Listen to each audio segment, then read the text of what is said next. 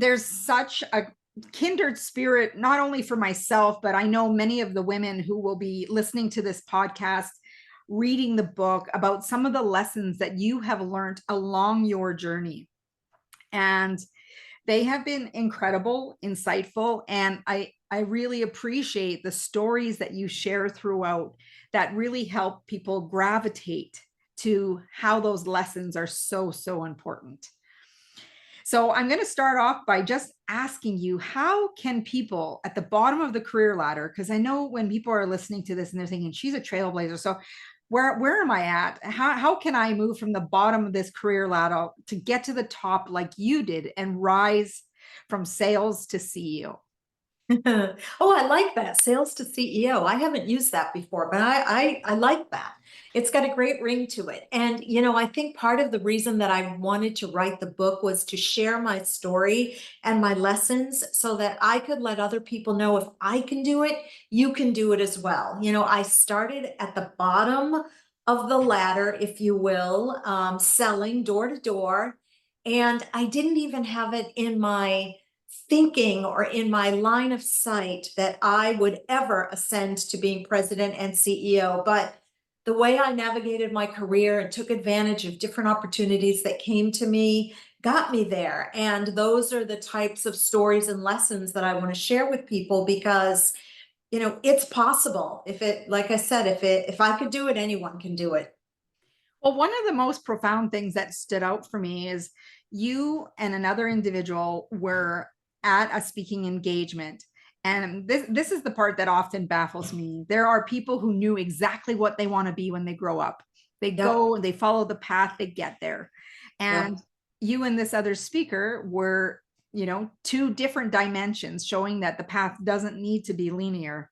So I'd love for you to share your thoughts in that moment of, you're hearing this other speaker, she knew exactly what she needed to do, and you didn't have the plan. So I'd love No. for you to share that story. Yeah, it's one of the chapters in the book. Not everyone has a plan, and I didn't. And it was so interesting for me to listen to her. She spoke just before me. She was so focused. She knew exactly what she wanted. She did everything she could to get there, to set herself up to make sure that she got there. And then she navigated her career with that one line of sight and that one linear path, and she accomplished her goal. And it was terrific. And I respected her a great deal for that. But as she was speaking, I realized that I was totally the opposite. I didn't have a plan. And sometimes I believe that if you have a plan and you only have one line of sight, you could be limiting yourself for other opportunities and potential that you never dreamed possible. When I first came into the company, which was totally by accident, I was in sales for 17 years. And during that 17 years, I had my plan. I was going to be the head of sales. And I was working really hard toward that end. All I wanted to be was the vice president of sales. And I was waiting for my boss to retire so I could have his job. Well, someone else had a different plan for me, and they plucked me out of sales and put me in marketing. And my one plan that I had was completely derailed, and I thought my career was over. But in fact, my career was just beginning. And even though I kicked and screamed a little bit at the beginning, I ended up embracing the change, embracing learning something new. And then I continued to do that throughout my career. And 30 years later, I became president and CEO of Celebrity. Yeah. And one of the things that, when you talked about that story, I find it, very interesting that when you said you need to move around to move up. And I think people take it for granted because sometimes when they think they move around, they might drop in wage or Right, salary, right. or it might be not something that they're completely interested in. And I think, one of your first shifts was to marketing, and you were like kicking and screaming, like you said, that resistance. Right, right. When someone's navigating that career ladder and thinking about moving laterally, what should be their focus? Is it the skill set? Should they be concerned about the salary, like the length of time that they should stay in that area? I'm curious what your thoughts are on that.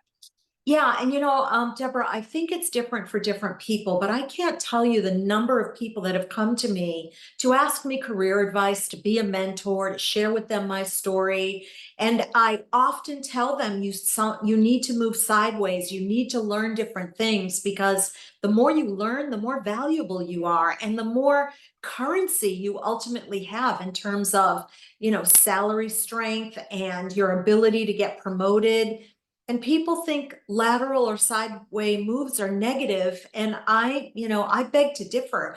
I took I took a sideways move into marketing, but I learned things that were invaluable to me. And I will tell you, for having done all the different things that I did in our company for so many years before I ultimately became president and CEO, those things served me so well. I was so much better prepared to be in a position to succeed in that role.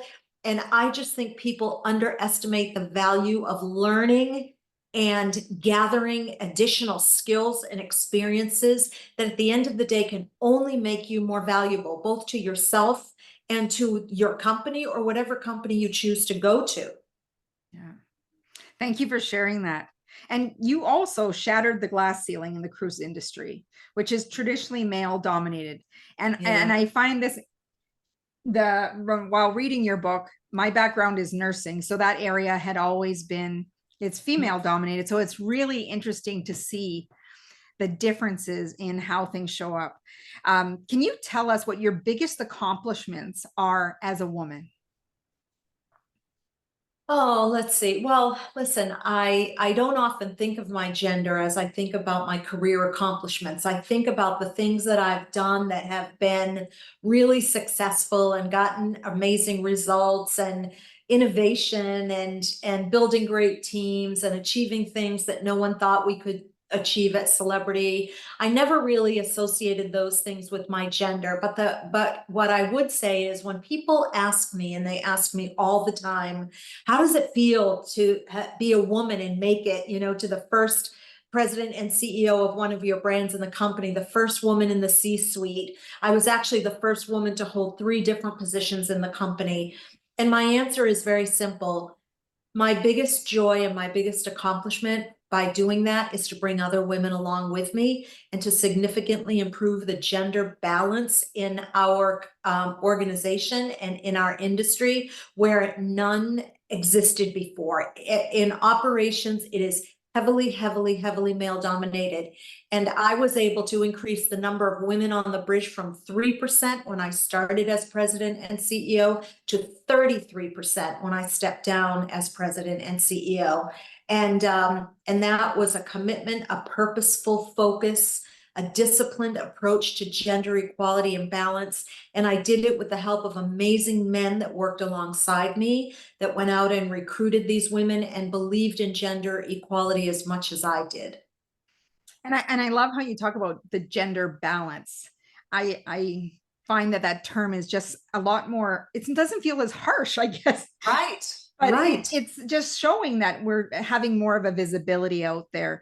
And Yeah. one of the things that you mentioned in the book is that you never had a woman leader prior to you to learn from. So this is Never. huge as a trailblazer, and that you had Right. men recognize your skill set, your talents, your Yeah. abilities to get you Yeah. to where you are. Yeah. I did. And again, it's probably the industry that I was in, and the men in the positions, they were all men in those positions, but none of them ever held me back. I never felt like being a woman was a detriment in the ascension or development of my career. I found that sometimes going into certain roles as the first woman was met with skepticism, because I was leading all men and they didn't know why I was there or why I was chosen for the role. I wasn't a subject matter expert. Had never been a captain before. I had never operated one of the ships or worked on board before. So some of these men were very skeptical, but there's another chapter in my book called Watch Me Prove You Wrong. And so every time I encountered a skeptic along my way in my career, I figured out how to prove those people wrong, and I ultimately did. So this, I'm glad you mentioned that, because it led me to think, as I was preparing for today's interview, the one thing that came up to me is I've heard people say, you've specifically focused on proving a skeptic wrong. I'd love for you to share with me your thoughts on when people say you're out to prove something versus proving somebody wrong. Mhm. There is a Yeah, it's a yeah. fine line, I guess, It is what is. I'd say. No, I would say you're right. It is a fine line. Well, okay, so first of all, let me talk about proving something. So when I was first appointed to, there's another chapter in my book called Be Careful What You Wish For. And I remember when I was appointed to president and CEO, I walked into my office the first day after my appointment, and I remember sitting in the chair thinking, holy crap, okay, you got the job, you got the gig. Now, what makes you think you're going to be successful when so many others before you who have had this position, they had some success, but they never had the success that the brand needed to truly transform into a brand to be reckoned with, and very strong financial performance in the company. And so I was out to prove something. I was out to prove that I could do that. And I wasn't proving anyone wrong, because obviously they had the confidence in me to appoint me to the role, but I was going to prove that I was the right choice, and I was going to prove that celebrity could actually make it as a strong, profitable brand. And so I set out to do that. In terms of the watch me prove you wrong, that was really when I encountered skeptics along the way.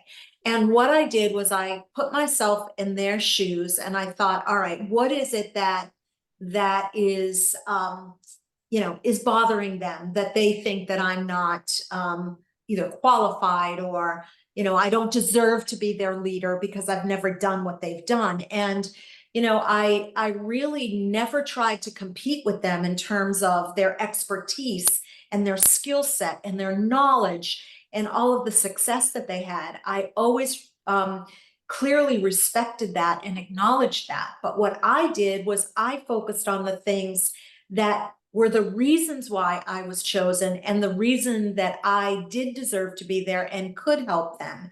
And that over time, with every interaction that we had, what I learned was that people want great leaders. They don't need to know that I can drive the ship. That's what their job is. My job isn't to drive the ship. My job is to support, guide, create vision, strategy, help them be successful, and help us all be the best we can possibly be, and make a lot of money along the way. And as I did that, and I continued to show how I could do that, I remember when I was leaving my position at Royal Caribbean running the Marine organization. It was the first time I had run the Marine organization. And those captains were very skeptical of me and why I was in that role, and the fact that I was their boss. And yet they all cried when I left. They all teared up and couldn't believe I was leaving and didn't want me to go. So, I think that what we all encounter different situations in our career, but we can't, if you come at them with positivity, which I came at everything with positivity, and, sort of put myself in their shoes. And also, I think, and I hope, Deborah, as you've read the book is a very authentic and vulnerable book. It really shares what my journey was truly like. It doesn't paint a pretty picture. I didn't start almost near the top and rose to the top. It was messy and it was hard, but I did it. And these are the things I did to help me. And that's what I really wanted to get across to all the readers.